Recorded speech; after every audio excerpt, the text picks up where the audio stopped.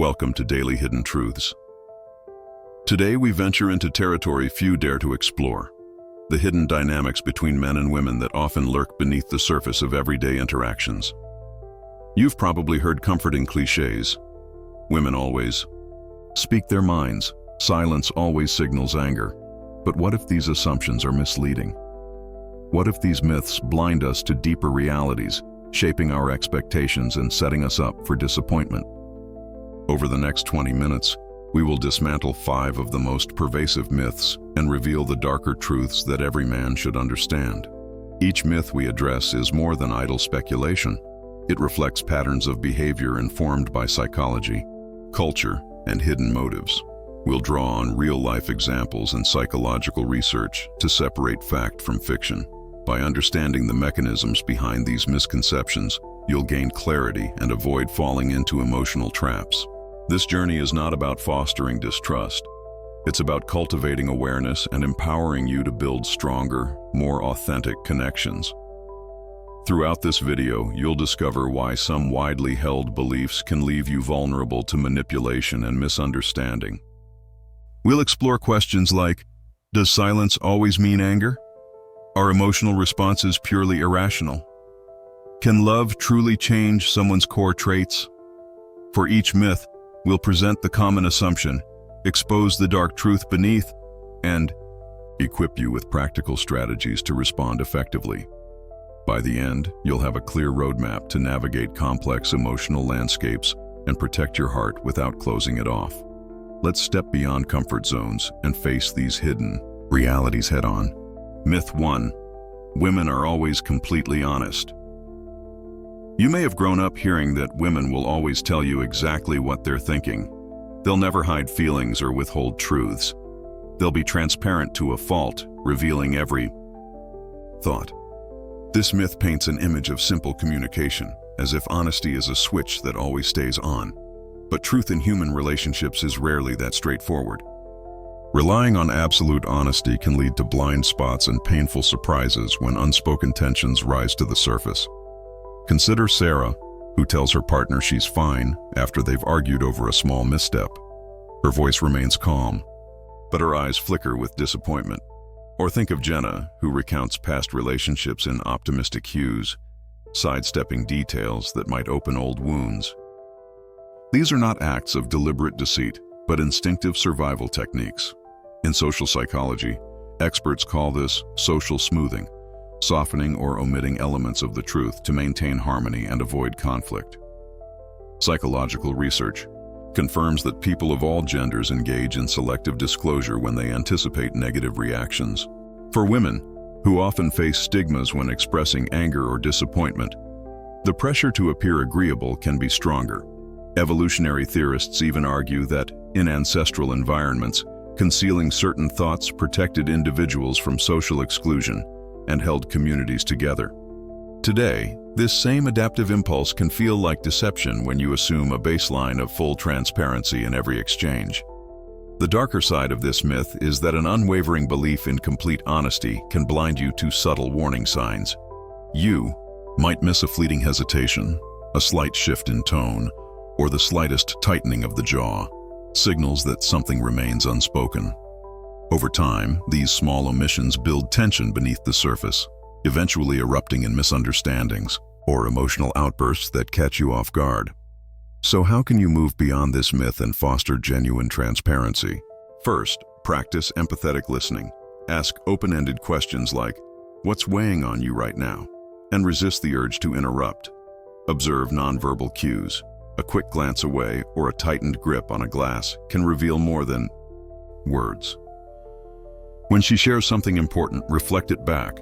It sounds like you're feeling hurt by what happened, to show you're truly present. Finally, normalize discomfort. Reassure her that frankness, even when it stings, strengthens trust rather than erodes it. Embracing these practices will help you navigate beyond selective truths and build deeper bonds based on real understanding, not assumptions. Myth 2. If she's silent, she's angry. You've probably felt the tension of sudden quiet after a disagreement. Those moments when her words trail off and you're left staring at empty air, convinced that each heartbeat echoes her anger. This myth insists that silence always signals a storm brewing beneath the surface. But in truth, stillness can mean many things: overwhelm, contemplation, fear of confrontation, even a need for emotional space rather than an invitation to guess her wrath.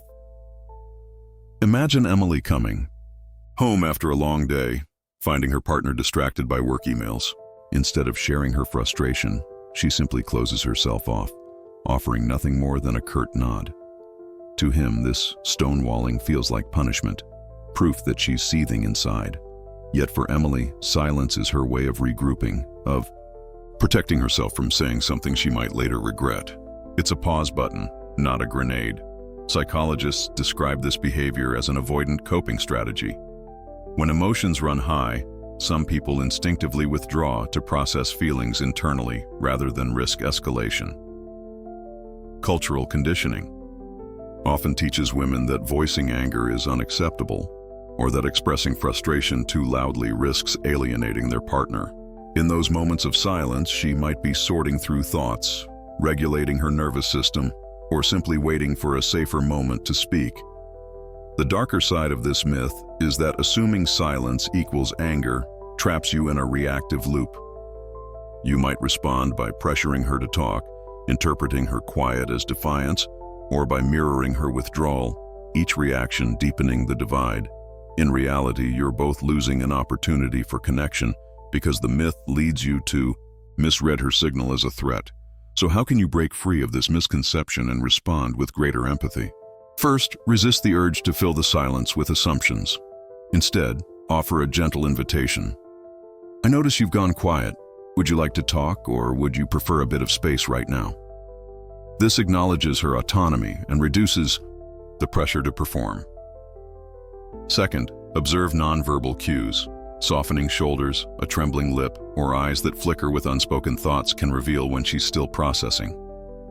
Third, create low-stakes opportunities for sharing. A walk in the park or a quiet coffee can feel less confrontational than a face-to-face talk.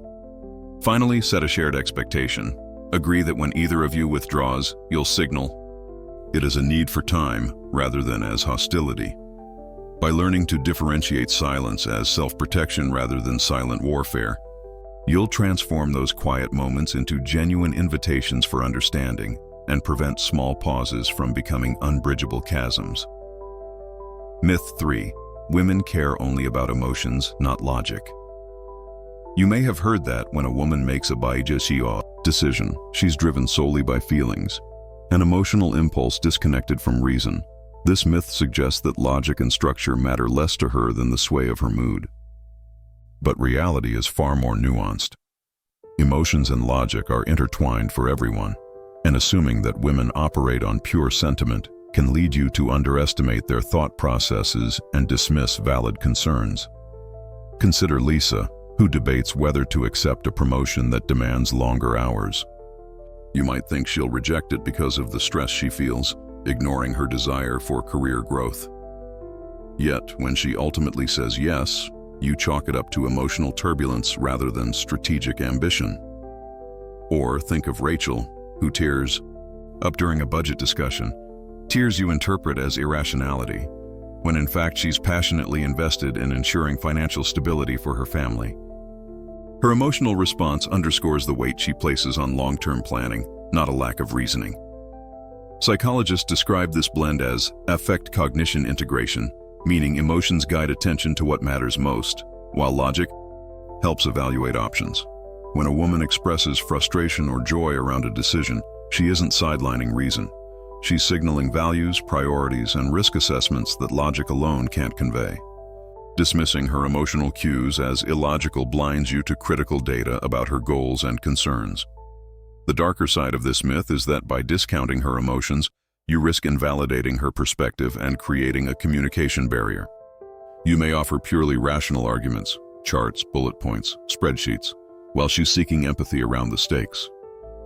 That gap can erode trust, leaving her feeling unheard and you unaware of the real issues at play. So how can you bridge this divide? First, acknowledge the emotions you observe. I see this decision is important to you and it feels overwhelming. This validates her experience and opens space for her to articulate the logical framework beneath her feelings. Next, invite collaborative analysis. Let's list the pros and cons together.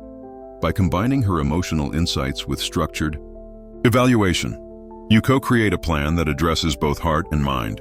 Finally, respect that sometimes decisions unfold over time.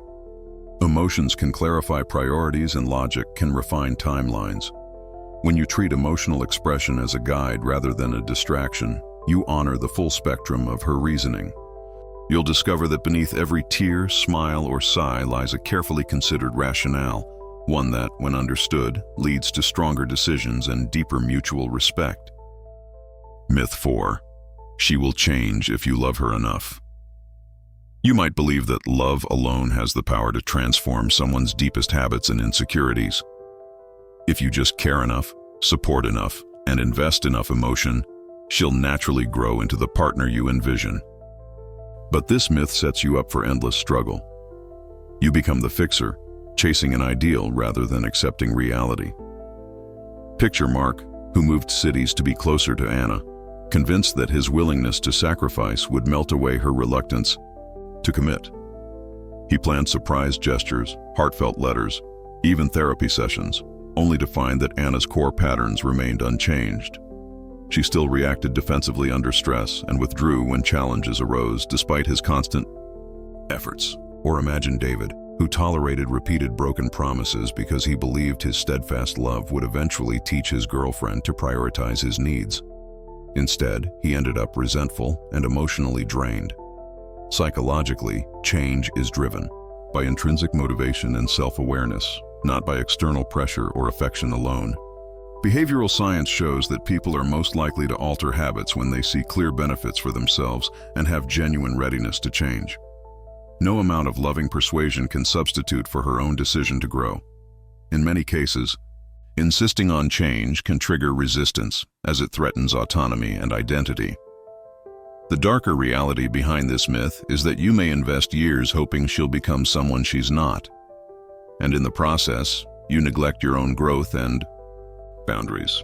By centering your energy on her transformation, you give her the power to define your happiness.